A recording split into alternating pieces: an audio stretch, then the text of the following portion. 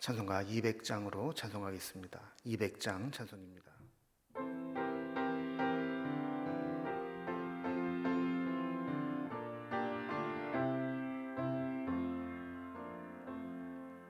달고 묘한 그 말씀, 생명의 말씀은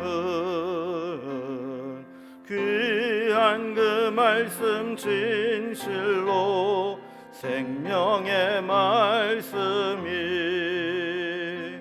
나의 길과 믿음 밝히 보여주니 아름답고 귀한 말씀 생명샘이로다. 아름답고 귀한 말씀 생명샘이로다. 귀한 주님의 말씀은 내 노래 되도다. 모든 사람을 살리는 생명의 말씀은 값도 없이 받아 생명 길을 파니 아름답고 귀한 말씀 생명샘이로다. 아름답고 귀한 말씀 생명샘이로다. 널리 울리어 퍼지는 생명의 말씀은 마음의 용서와 평안을 골고루 주나니 다만 예수 말씀 듣고 복을 받네. 아름답고 귀한 말씀 생명샘이로다. 아름답고 귀한 말씀 생명샘이로다.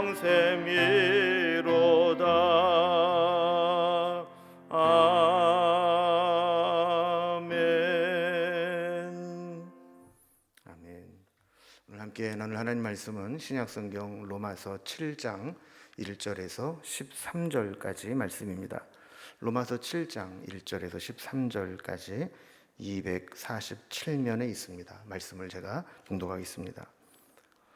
형제들아, 내가 법 아는 자들에게 말하노니 너희는 그 법이 사람이 살 동안만 그를 주관하는 줄 알지 못하느냐. 남편이 있는 여인이 그 남편 생전에는 법으로 그에게 매인바 되나 만일 그 남편이 죽으면 남편의 법에서 벗어나느니라. 그러므로 만일 그 남편 생전에 다른 남자에게 가면 음녀라. 그러나 만일 남편이 죽으면 그 법에서 자유롭게 되나니 다른 남자에게 갈지라도 음녀가 되지 아니하느니라. 그러므로 내 형제들아, 너희도 그리스도의 몸으로 말미암아 율법에 대하여 죽임을 당하였으니 이는 다르니 곧 죽은 자 가운데서 살아나신 이에게 가서 우리가 하나님을 위하여 열매를 맺게 하려 함이라. 우리가 육신에 있을 때에는 율법으로 말미암는 죄의 정욕이 우리 지체 중에 역사하여 우리로 사망을 위하여 열매를 맺게 하였더니 이제는 우리가 얽매였던 것에 대하여 죽었으므로 율법에서 벗어났으니 이러므로 우리가 영의 새로운 것으로 섬길 것이요 율법 조문에 묵은 것으로 아니할지니라. 그런즉 우리가 무슨 말을 하리요? 율법이 죄냐? 그럴 수 없느니라. 율법으로 말미암지 않고는 내가 죄를 알지 못하였으니 곧 율법이 탐내지 말라 하지 아니하였더라면 내가 탐심을 알지 못하였으리라. 그러나 죄가 기회를 타서 계명으로 말미암아 내 속에서 온갖 탐심을 이루었나니 이는 율법이 없으면 죄가 죽은 것임이라. 전에 율법을 깨닫지 못했을 때에는 내가 살았더니 계명이 이름에 죄는 살아나고 나는 죽었도다. 생명에 이르게 할 그 계명이 내게 대하여 도리어 사망에 이르게 하는 것이 되었도다. 죄가 기회를 타서 계명으로 말미암아 나를 속이고 그것으로 나를 죽였는지라. 이로보건대 율법은 거룩하고 계명도 거룩하고 의로우며 선하도다. 그런즉 선한 것이 내게 사망이 되었느냐? 그럴 수 없느니라. 오직 죄가 죄로 드러나기 위하여 선한 그것으로 말미암아 나를 죽게 만들었으니 이는 계명으로 말미암아 죄로 심히 죄되게 하려 함이라. 아멘. 오늘 본문 말씀은 사도 바울이 이제 심각한 교리적인 이야기를 이해하기 쉽게 결혼에 관한 이야기로 각색해서 설명을 하고 있는 장면입니다. 즉 우리가 이제 예수 믿는다는 게 뭐냐 그랬을 때 예수를 믿는 것은 옛 남편인 율법이 죽고 새로운 남편 예수 그리스도와 결혼한 것으로 설명을 하고 있습니다.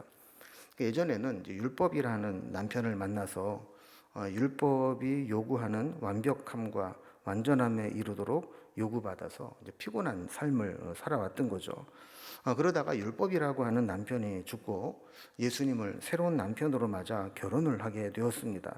근데 새로운 남편인 예수님은 옛 남편인 율법과 달리 우리를 율법에서 자유롭게 했고 은혜와 사랑 가운데 살게 했습니다.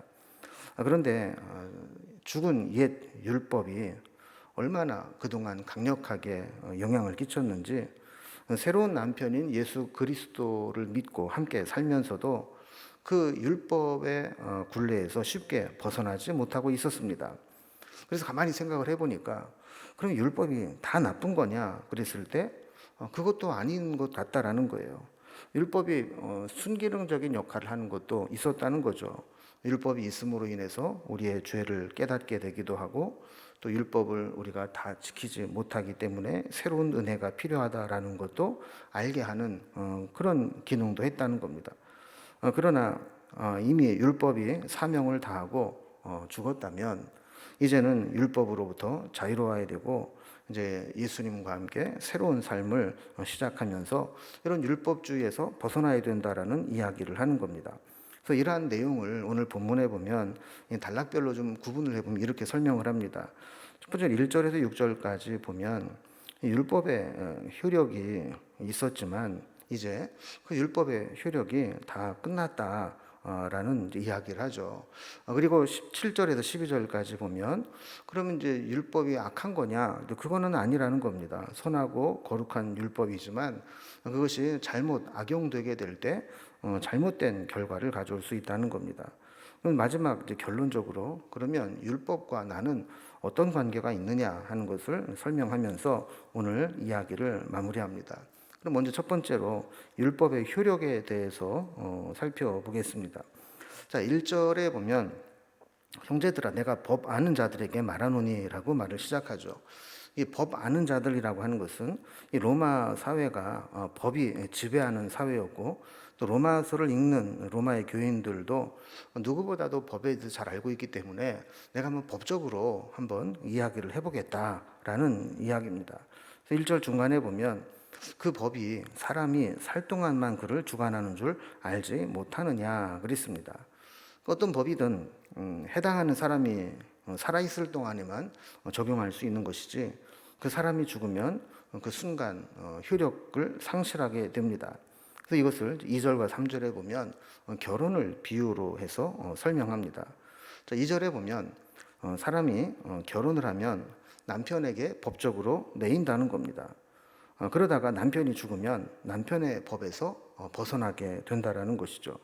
그래서 3절에 보면 남편이 있는 여인이 다른 남자에게 가게 되면 그건 음녀가 된다라는 겁니다.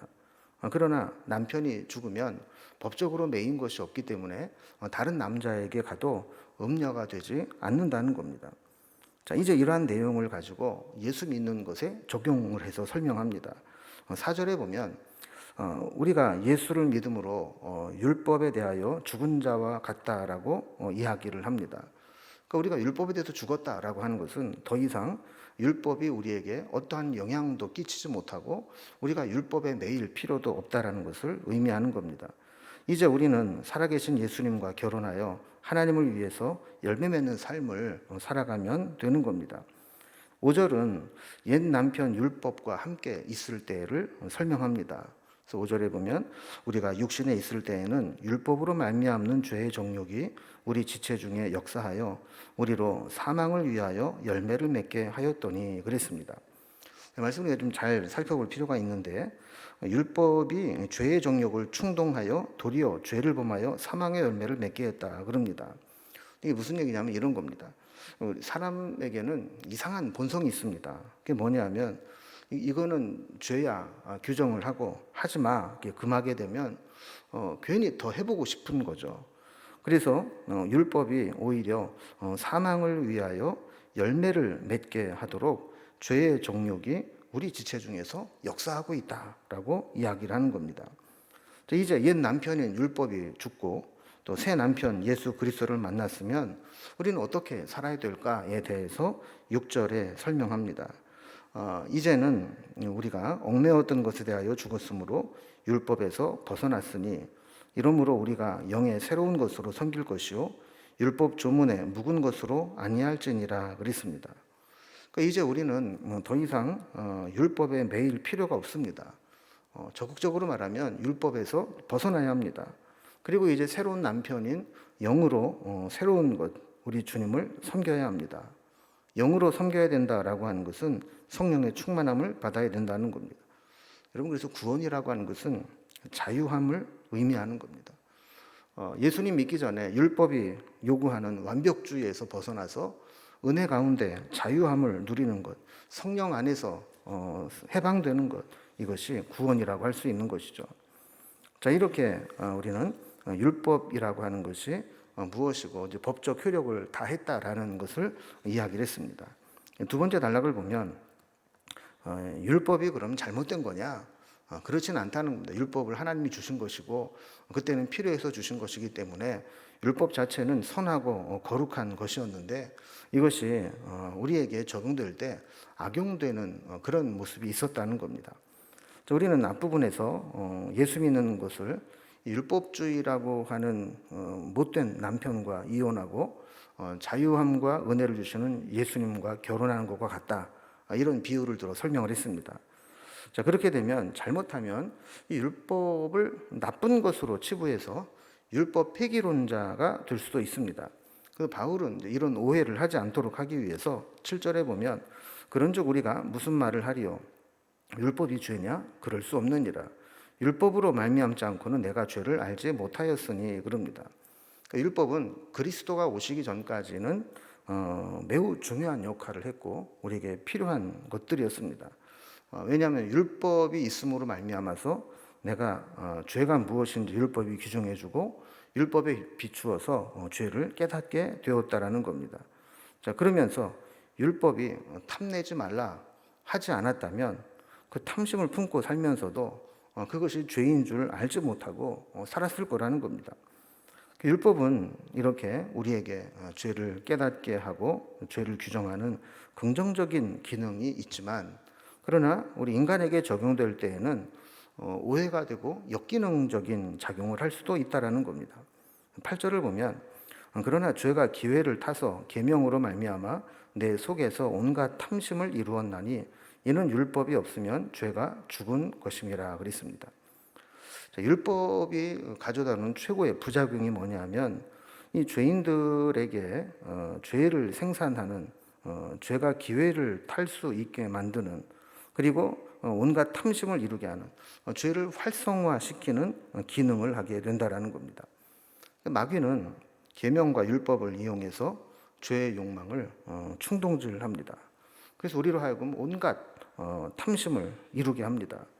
율법이 주어지기 전에는 그저 본능이 움직이는 대로 탐심을 이루는 것을 사는 것이 별로 죄책감을 느끼지 못하고 살았습니다. 그런데 율법이 딱 주어지고 나니까 그렇게 육체의 소욕과 탐심을 위해서 살아가는 것이 율법을 거스르는 죄임을 알게 된 겁니다. 근데 문제는 뭐냐면 이렇게 탐심과 충동을 계속 율법으로 억누르다 보면 이것이 해소되는 게 아니고 계속 짓눌려 있다가 어느 순간에 그것이 활성화되고 폭발하듯이 그것이 충동이 터져 나올 때가 있다라는 거죠. 이게 문제입니다. 율법은 우리의 죄의 문제, 탐심의 문제를 해결할 수 없다는 겁니다. 그래서 9절 말씀을 보면 전에 율법을 깨닫지 못했을 때에는 내가 살았더니 계명이 이름에 죄는 살아나고 나는 죽었도다 그랬습니다. 그러니까 율법이 없을 때, 율법의 규정을 몰랐을 때에는 내가 깨달은 바가 없습니다. 그러니까 내가 내 마음대로 살아도 거리낌이 없고 나 자신이 살아있는 것처럼 느껴집니다. 그런데 계명이 들어오고 나니까 죄가 생겨나기 시작합니다. 내가 본능대로 탐심을 이루고 충동적으로 사는 것이 죄라는 것이 살아나게 되고 그 탐심을 억누르지 못하고 죄를 짓게 되면서 나는 사망에 이르는 죄를 짓게 되는 매우 역설적인 결과를 가져오게 된 것이죠. 그래서 11절에 보면 죄가 기회를 타서 계명으로 말미암아 나를 속이고 그것으로 나를 죽였도다 그랬습니다. 그럼 마귀가 하는 일과 우리 마음의 욕망이 하는 일 중에 하나는 우리를 속이는 겁니다. 욕망의 노예가 되고 나면 자기가 하고 싶은 것은 무슨 수를 써서라도 하고야 말도록 만들어 버리는 겁니다. 그래서 지금 당장 내 마음의 탐심을 이루지 못하면 불행해지고 지금 이것을 꼭 이루어야만 행복해질 것 같은, 지금 이것을 하지 않으면 평생 후회할 것 같은 그런 마음이 들게 하는 거죠. 그런데 묘하게도 이렇게 욕망을 충족시키고 나면 기쁘고 만족하고 행복함을 느껴야 되는데 그렇지 않다라는 겁니다. 오히려 더 허전한 마음이 들고 후회를 하게 되고 죄의식을 느끼면서 불안하게 되는 거죠.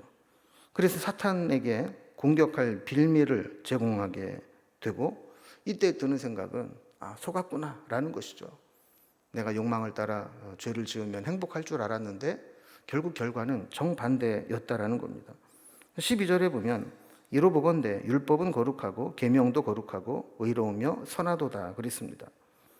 그럼 사실 율법은 중립적인 요인입니다. 누가 어떤 목적으로 어떻게 사용하느냐에 따라서 다른 결과를 가져오게 되는 것이죠. 원래 하나님께서 우리에게 율법을 주실 때에는 율법을 따라서 거룩한 삶을 살도록 우리로 하여금 거룩하고 의롭게 살도록 계명을 주신 겁니다. 그런데 그것을 우리가 잘못 악용하게 될 때 율법에 속고 죄의식에 빠지게 되고 그리고 율법에 규정한 탐심을 억누르지 못하게 될 때 더 큰 죄에 빠지게 되는 그런 부작용을 가져올 수 있다는 겁니다. 세 번째 단락을 보면 율법의 이런 중립적인 기능 때문에 그러면 이 율법이 나와 어떤 관계가 있느냐 하는 것을 설명을 합니다. 바울이 지금까지 설명을 다 듣다 보면 율법이 좋다는 거야 나쁘다는 거야 이런 생각이 들 수 있습니다. 하나님이 원래 주실 때는 좋은 의도로 주셨다며 근데 그 율법이 오히려 우리를 죄인으로 규정하고 또 죄에 대해서 우리로 하여금 사망에 이르게 한다며 그러면 율법이 좋은 거야 나쁜 거야 이런 생각이 들 수 있습니다. 여기에 대해서 바울이 정리를 해줍니다. 13절에 보면 그런즉 선한 것이 내게 사망이 되었느냐 그럴 수 없느니라 그랬습니다. 물론 율법을 잘못 적용하면 사망에 이르게 됩니다. 그러나 하나님이 우리에게 율법을 주신 목적은 우리를 죽이려고 사망에 이르게 하려고 주신 것이 아닙니다. 율법의 가장 큰 기능은 오히려 죄가 죄로 드러나게 하는 것이고 또 율법을 온전히 지키지 못함으로 율법을 온전히 지킬 수 있는 사람이 없다라는 것을 깨닫게 하기 위함입니다. 우리는 더 이상 율법에 매일 필요가 없습니다. 율법을 완벽하게 지켜야 구원받는다고 생각할 필요도 없습니다. 이미 하나님은 우리가 율법을 완벽하게 지킬 수 없음을 아셨기 때문에 예수 그리스도라고 하는 새로운 신랑을 우리에게 보내어 주셔서 예수님을 믿고 예수님이 주시는 자유함과 은혜를 누리며 살게 한 것입니다. 더 이상 죄책감에 율법주의에 빠져서 스스로를 고통스럽게 할 필요가 없고 오직 예수님의 은혜를 붙잡고 살아가면 된다는 겁니다. 오늘 다시 한번 내 신앙의 기조가 율법주의인지 아니면 은혜주의인지를 다시 한번 살펴보면서 우리가 늘 믿음으로 은혜로 살아갈 수 있기를 주님의 이름으로 기원합니다. 기도하겠습니다.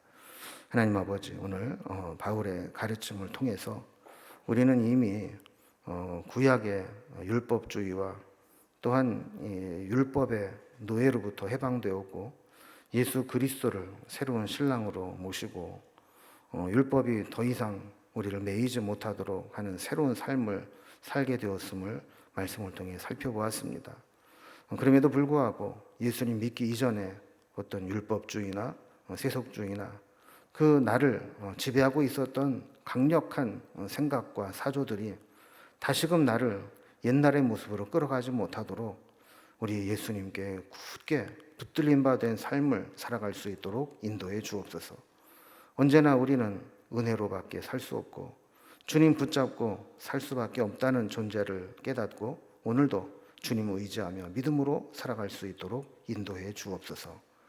오늘도 그 은혜를 의지해서 기도하오니 우리의 마음의 소원과 기도의 제목과 또 해결해야 될 문제들을 우리 주님이 들어주시고 응답하여 주옵소서.